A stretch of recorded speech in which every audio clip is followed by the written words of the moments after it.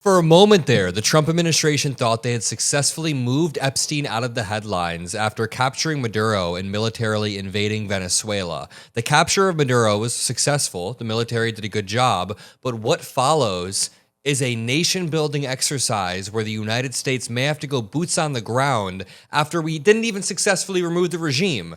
Maduro's vice president is still in power and is still operating in the exact same way, and we've looped back around to more Epstein files kind of being released, but the problem is the DOJ continues to over-redact files while delaying the release of the full set. Let me remind you, what resurfaced the entire Epstein controversy was Elon Musk, of all people.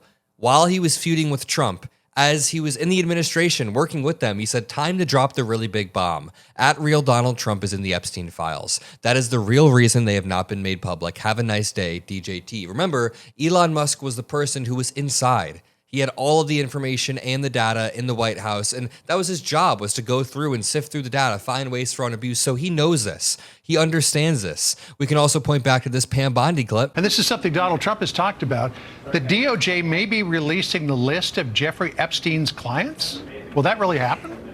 It's sitting on my desk right now to review. That's been a directive by President Trump. I'm reviewing that. I'm reviewing JFK files, MLK files. Okay, but we know all this. There are new updates that are popping up. The oversight Dems pointed out on January 3rd. We are sure it's just a coincidence, but today is the statutory date for the DOJ to explain its redactions in the Epstein file productions. We have not forgotten, and we won't let up, regardless of the president's new constitutional actions. We also point out that one day ago, the word Epstein did not appear at all on the front page of the New York Times when it was dominating the headlines for a few months. So Donald Trump thought he could benefit in multiple ways. He thought maybe he could get oil from Venezuela while knocking Epstein out of the headlines. It's not that simple. Harry Sisson points out, Trump's DOJ just admitted in a letter to a federal judge released today that they've only reviewed less than 1% of the Epstein files. This is the most obvious and disgusting cover-up in American history. This reads, overview of work in progress and documents remaining to be reviewed. To date, the department has now posted to the DOJ Epstein Library webpage approximately 12,285 documents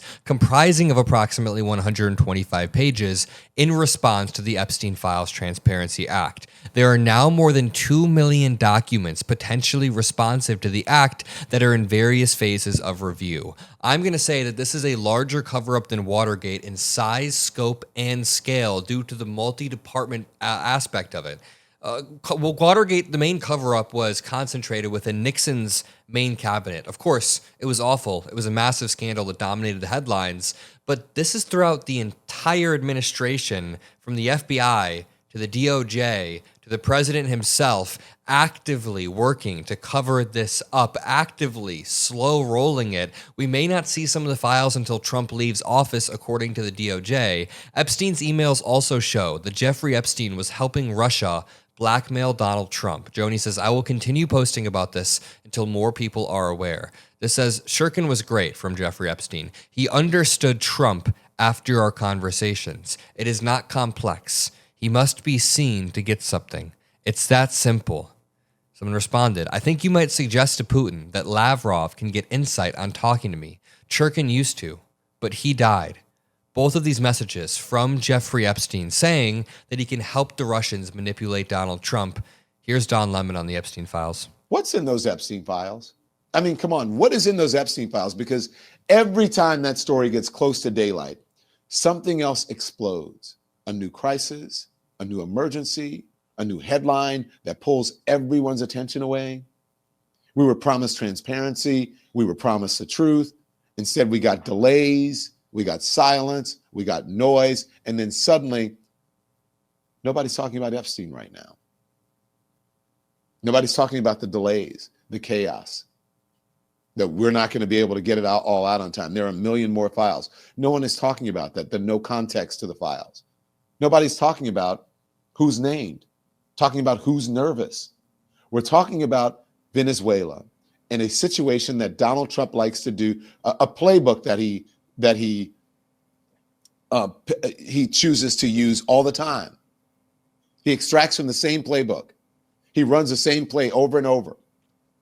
He's like the quarterback. Omaha, let's do Omaha 47. Continuing on, the oversight Dems pointed out today, the Epstein files production we received from the DOJ last month was both incomplete and overly redacted. Entire pages blacked out with zero explanation, a clear obstruction of justice for survivors and accountability for co-conspirators. Those same survivors came out today calling for Trump to be impeached over the handling of the file release. Let me point out, due to a series of unfortunate events, this could very well play out. Republican Representative Doug LaMalfa died earlier last night. Marjorie Taylor Greene resigned from Congress last night. A special election on Texas will be held to put another Democrat in office, and Mike Johnson's House majority will be non-existent. Next month, he can only lose one vote, meaning Trump's term is essentially dead. He's essentially a lame duck, and Epstein survivors themselves are calling for him to be impeached over his handling of the file release.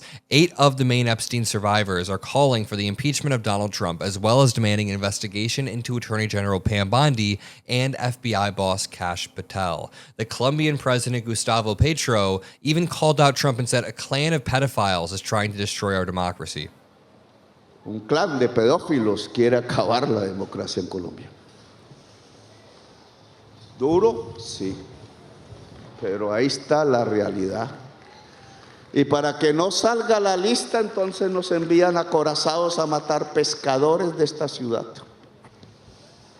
Y amenazar al vecino, que si dictador o no, ¿cómo que el pueblo de Colombia va a aplaudir que invadan a su hermano, que no es el presidente? To continue, Ruv points out, Donald Trump's name is in the Epstein files. He's been accused of rape. There is clear-cut proof. This is the #1 reason for attacking Venezuela. #2 is oil.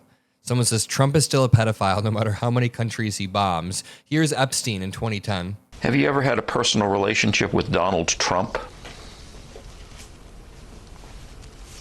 What do you mean by personal relationships? Have you socialized with him? Yes, sir. Yes? Yes, sir. Have you ever socialized with Donald Trump in the presence of females under the age of 18? Though I'd like to answer that question, at least today, I'm going to have to assert my 5th, 6th, and 14th Amendment rights, sir.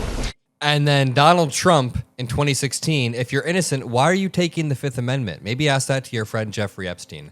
I'm going to leave it there. I'll see you all in the next video. Peace out.